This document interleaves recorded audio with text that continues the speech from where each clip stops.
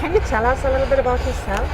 Yes, my name is Sasha Kanno, and I'm the farmer and founder of Farm Lot 59.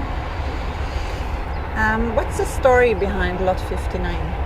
Farm Lot 59 was established in 2010 to have a agriculture connection in Long Beach. It's a heavily populated area where people aren't really growing things. There's no farms happening here in the city. So we saw the need and filled the void. So we grow fruit, flowers, vegetables, honey from our bees, and we sell it in our on-site farm stand and to local restaurants. So when is the stand open? The stand's open year-round, Thursday through Saturday, with special events happening around the holidays, or we do healthy Halloween festival and Dia de los Muertos and summer barbecues and all kinds of super fun stuff. So do you cook here as well for events? We do, yeah, we cook. We harvest everything from the farm day of, and we have other ranchers and meat providers that we work with. We're not vegetarian, but we do support sustainable, grass-fed, but all farms. Okay. Can you tell us a bit about your work at the farm and the people who do other people work here as well, or is it just you? Yeah, right now I don't have any other farmers working for me. I have someone else working in the stand who's running that for us, and I have a gal who delivers and kind of washes and seed saving. Seed saving is a big part of our program, but farming is myself. And we've had crew, we have had seasonal crew, but we're coming into winter. California winter. I know with California winter, I might wear a sweatshirt this year. And right now we just don't have, it's only half an acre.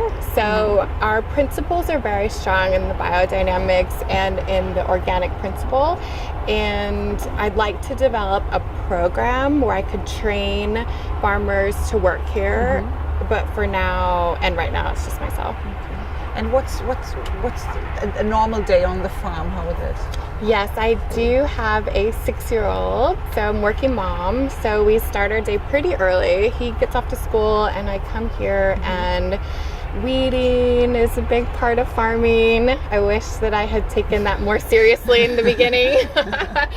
But most of everything here comes from seed, and there's a lot of direct seeding and cultivation and harvesting. We harvest weekly for our restaurant clients and for the stand. So the days are pretty full, but still having time to be a fun mom, and we're on the beach, so you got to make time to go beach. Good life. Yes, it is a very good life.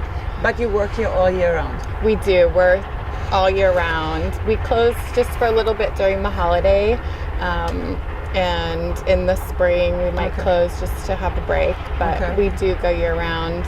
And summer, I have kind of broken down our seasons into summer and not summer. And summer is almost, it's just really hot. It's almost too hot to work, so our day starts even earlier. But fall and winter is really when we shine. What are the fruits and vegetables that you grow at the farm? Can you name a few? I mean, you mentioned before the flowers, the herbs and fruits and vegetables. Can you just give us an idea of what you grow here? Yeah, right now in the ground for some of our crops, some people have said we're kind of a garnish farm because we are half an acre and we're super specialty. So we grow scabiosa, dark night, these are dahlias, lemon basil. We have our lettuce mix growing under the shade. We do microgreens in the greenhouse. It's summer for us, so we have cherry tomatoes, heirloom tomatoes, Asian long beans. We tend to grow just one variety of something and then do that really well. Like this year we did the Hansel eggplant, and then we trialed some Thai eggplant as well. Which were more delicious and more popular. So we will next year grow out the Thai and then do a couple trials of something else. But I could kind of eat everything that's on the table now, including the bouquet. Yes, I would not eat the scabiosas, but other than that, I think you are pretty good to go. Okay. Is there something particular about LA's soil, or is it totally different and depending on the area where you go to, or is there something particular about it? Yeah, our soil in Long Beach is sandy loam. Here we have clay too, so it's a challenge with the moisture and holding the moisture. Okay. So we do add a lot of organic matter, and with the biodynamic principles, you're trying not to bring in any outside inputs, but you have to do what you have to do. So that's the ultimate goal. But we do have some people that help us out a lot. Green Coast Hydroponic helps us out a lot, and organic, inputs we do add. How much are the people who live in this area, the community, involved in this project?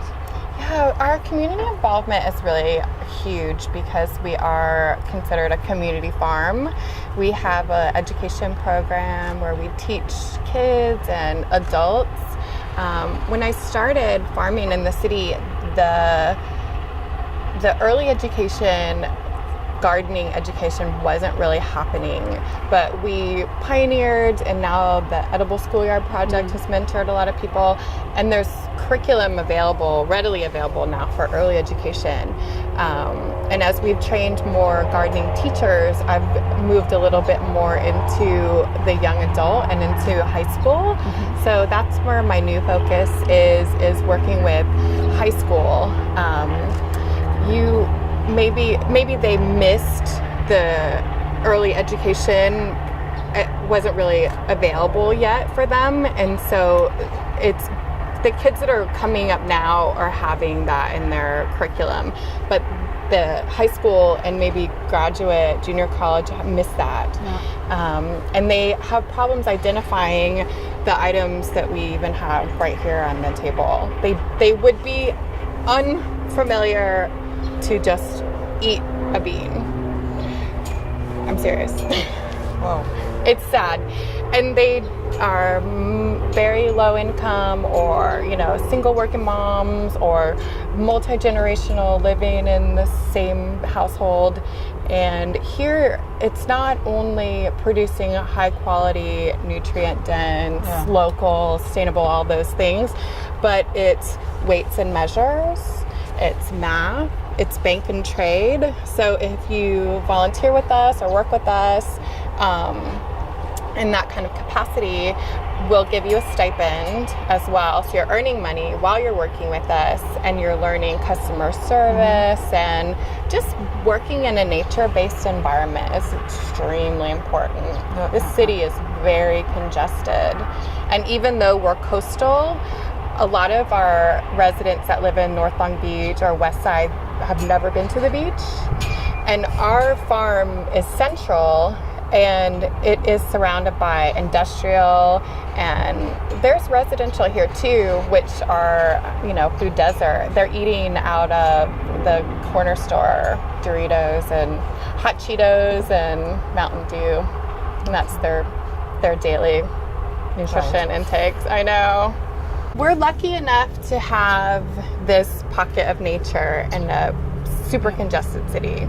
I've raised my son here, and the people that come here, it's a very spiritual place for a lot of people that come here. It's a peaceful place. Everyone is welcome here. There's no judgment, or you don't always have to come and work. You can come and read, or a lot of things that have happened here infrastructure wise have been community service projects. Like our great tables were built by a friend, and our learning garden was built by the Eagle Scouts, and the Girl Scouts come, and so it's definitely a space for everyone. I just happen to be the one that's here every day. You're the luckiest. How do children who grow up in the city experience the farm? You mentioned that they might not even know the vegetables that we have on the table. What do you see when they come here for the first time? There's a lot of different things that happen when the youth come here. Some are very awkward. They are not used to walking on uneven ground. They aren't used to having different stimulus happen with overhead air traffic and birds and bees, and it's very eye-opening to how our youth have been schooled institutionally. Their outdoor education has pretty much been wiped away unless they have a parent pioneer or a garden in their school. We are fortunate enough to raise our child in a nature-based education. So we attend Waldorf, and we have this space that is used by a lot by Waldorf and Montessori and homeschool and airplanes. And so our children are fortunate enough to have this as a second home in a lot of ways. The children that aren't that comfortable being here, we try and go out of our way to make them more comfortable and engage them more. But they're actually children who feel stressed by this environment. It does make them, it makes them uncomfortable. They're just not used to the different sensory. It's a lot of sensory issues with children, I've noticed. What does healthy food mean for you? Oh, healthy food means to me that it is grown with care and served with love and not wasted. I think that all those things are very important.